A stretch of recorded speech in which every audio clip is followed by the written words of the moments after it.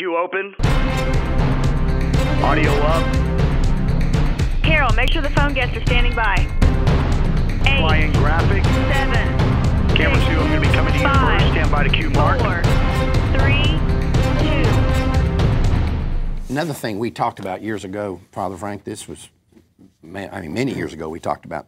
You remember the story we had, and I know you saw it when you reviewed some of the old Life Talks, on, this was in Colorado where they had discovered these fish were all sterile, remember? Mm-hmm.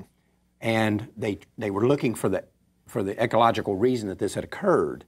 And what they found out was these fish were all ingesting birth control chemicals. And they were finding out that when women pass that are on birth control pass through their bodies, through urine, and it goes into the water system doesn't filter it out. It can't filter out those chemicals, and it winds up leaching into the soil and then goes into other streams. And these fish they were either sterile or they had no sexual parts at all. And these fish were dying out.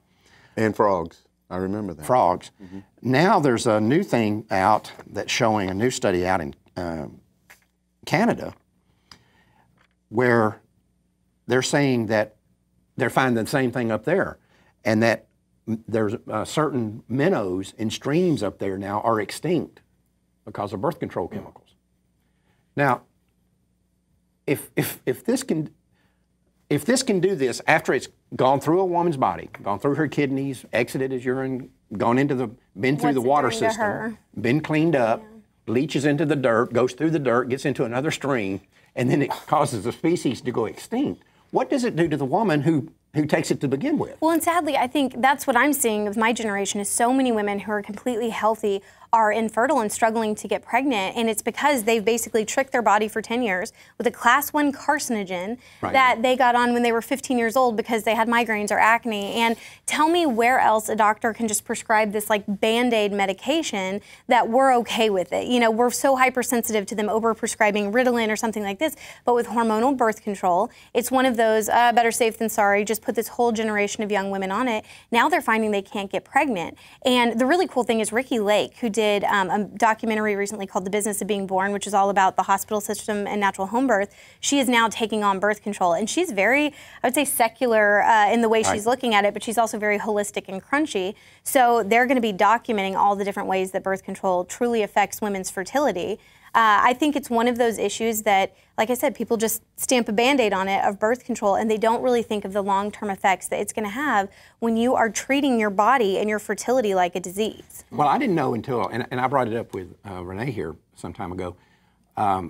We had that meeting up there in Amarillo with you several years ago. Yes. And Dr. Lanfranchi was up there talking about birth control and what it does to women. And she's, of course, a physician and an oncologist, I think. But I didn't know until she told me that birth control is a steroid. And, you know, I thought, well, this is really strange.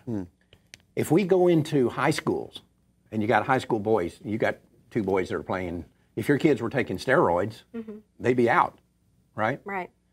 So if your 2 boys were taking steroids, we deal with them.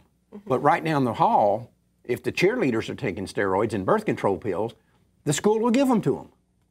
I mean, have we lost our minds here as a society? I mean, well, and I would say a huge problem also is the Protestant church. Honestly, when it comes to chemical birth control, you'll see them speak out about the Plan B pill, which is basically just 3 birth control pills. And what we have to realize is the general public has no idea how birth control works. It doesn't understand that most forms of birth control are abortifacients. And so we're kind of just okay with it. I mean, I remember being in small groups at church where they're sitting around talking about which IUDs they use and stuff, and it's completely not spoken about because also, I mean, most pastors obviously don't even want to speak about abortion to begin with, so it's a whole nother leap for them to talk about this. But I really think it becomes a women's issue and that we need to be talking to our friends about. Like, let's understand what we're putting in our bodies and how this is going to affect us. And also the fact that I think it's a societal issue.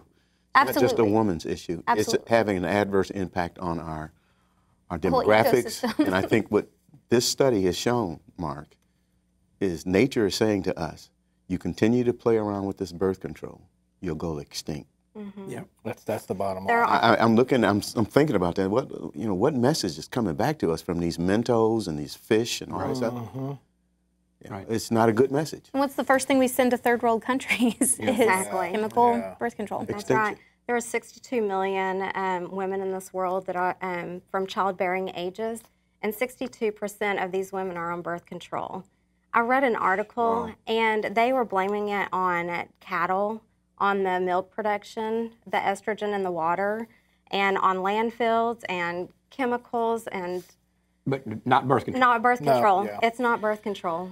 You know, it's amazing. It is. I think people will find of interest too. You know, when all these drugs were starting to become popular, the Pope in the Catholic Church at that time was Pope Paul VI, and he's the one that issued that document that was so controversial both before and after it came out, Humanae Vitae, which means of human life.